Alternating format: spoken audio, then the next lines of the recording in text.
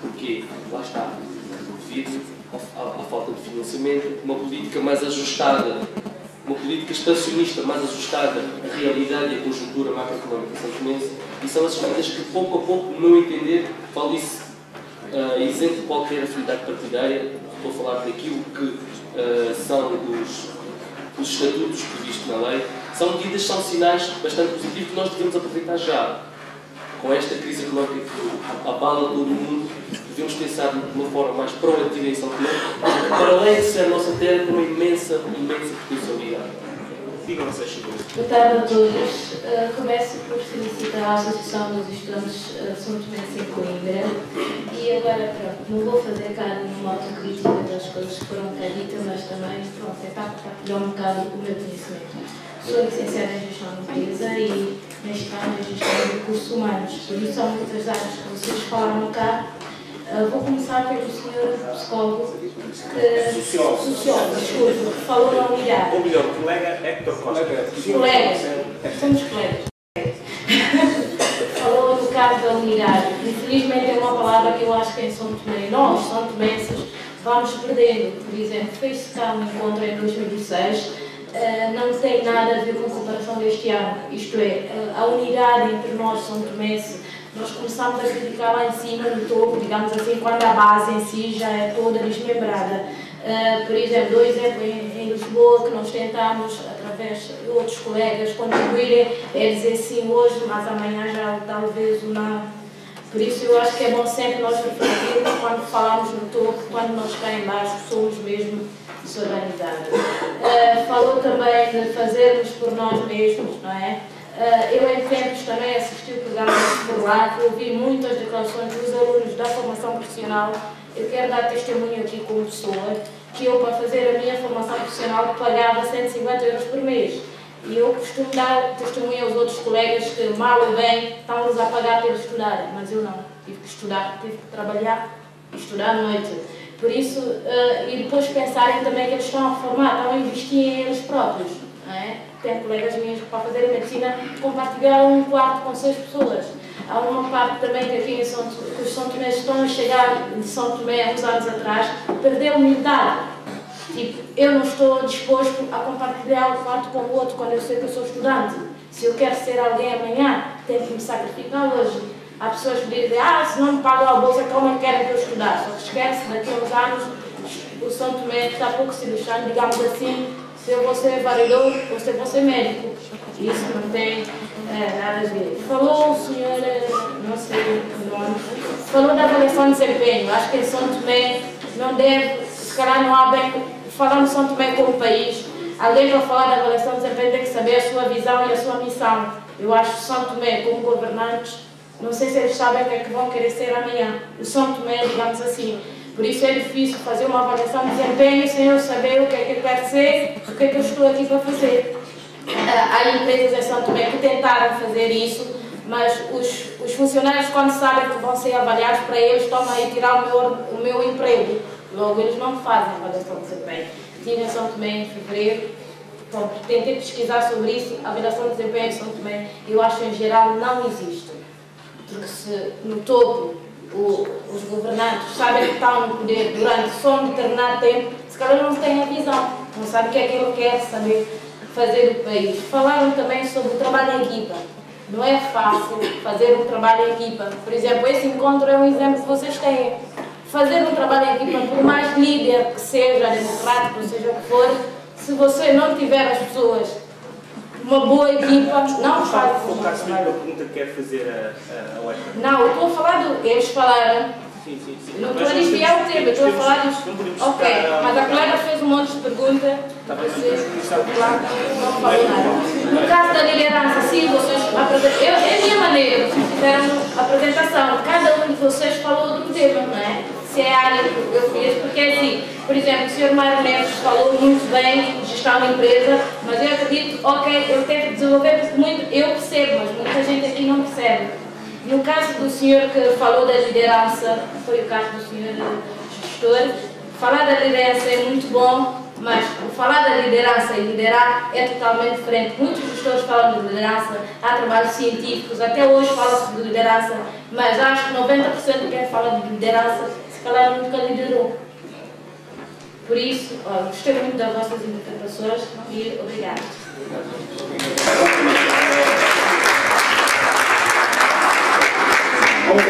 De facto, nós temos o problema da unidade, aparece como proposta ideológica dos nacionalistas pós-coloniais, não é?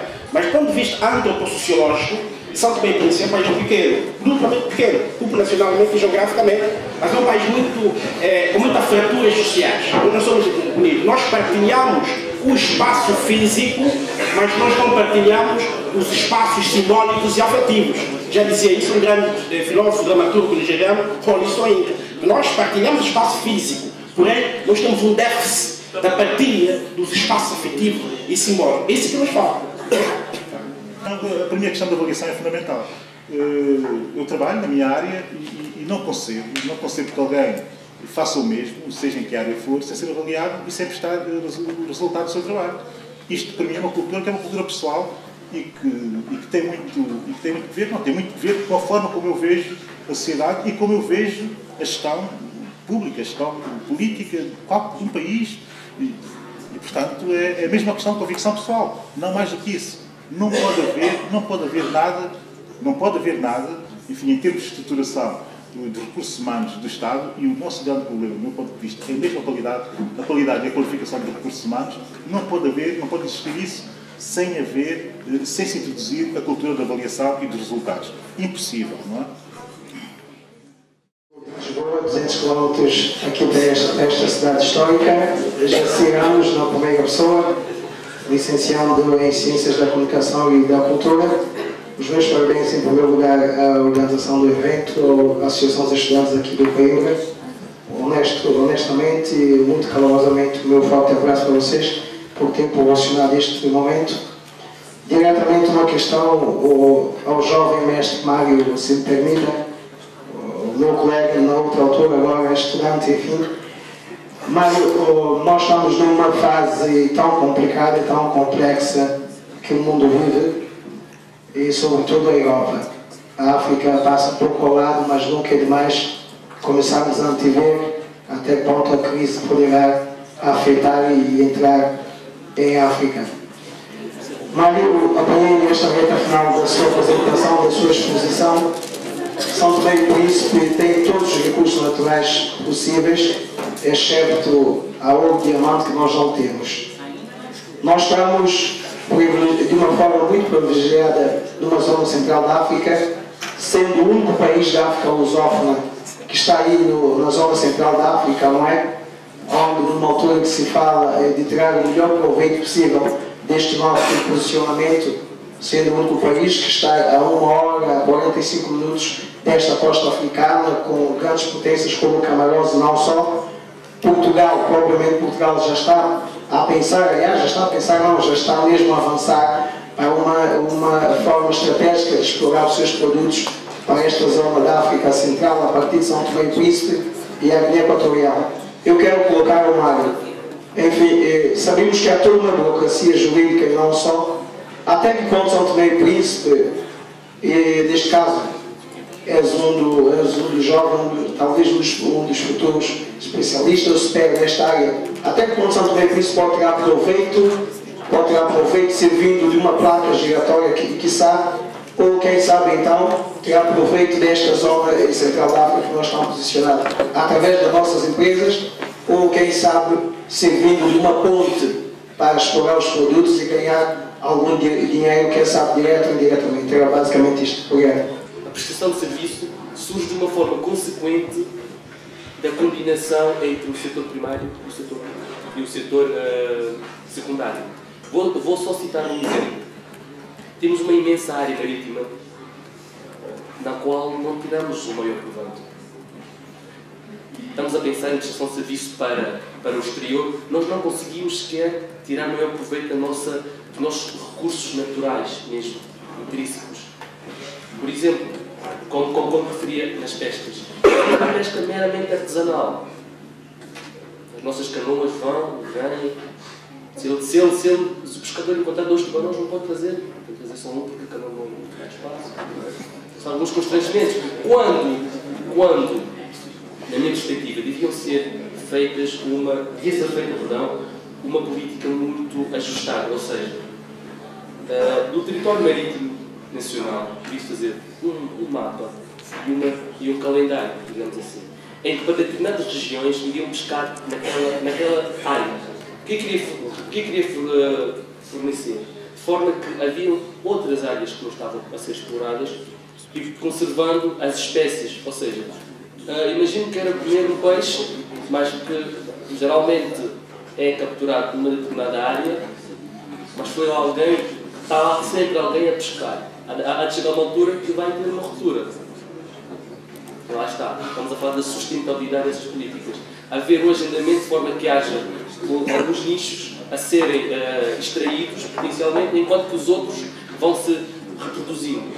Isso no setor das pescas. A agricultura é uma área que me deixa francamente triste. Muito triste mesmo. Temos uma área de ensino que nos deixa mesmo muito constrangido.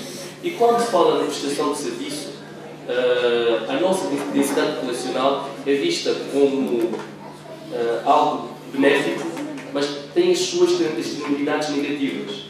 Alguém que queira fazer um projeto muito ambicioso e a dimensão desse projeto, por vezes, não só tem uma limitação da população, terá que exportar. E aí que vem a nossa situação geográfica para exportar estes produtos além de fronteiras, mas concretamente dos países do Golfo da Guiné. Pronto, ficou claro? Mais ou menos, não, tem que ficar claro. Não se importa passar o microfone por aí.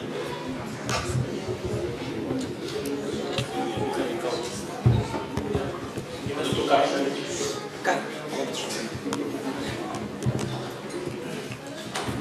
Nossa, não. Vocês não estão a ouvir? Vocês estão a ouvir? Não? Se calhar é. Alô? Se calhar é preciso. Penso que agora estou a ser ouvido. Boa tarde mais uma vez. Quero congratular-me com esta atividade, pela organização dos estudantes de São Tomé e Príncipe, por terem levado esta iniciativa avante. É claro que há aqui uma crítica construtiva, não é? Um incentivo para que melhorem, etc. Não é? Em termos de cumprimentos, não é? Eu penso que quanto mais eventos forem organizando, também vão melhorar. Mas é louvável esta iniciativa. Eu não vou fazer muitas perguntas. Eu quero apenas colocar uma questão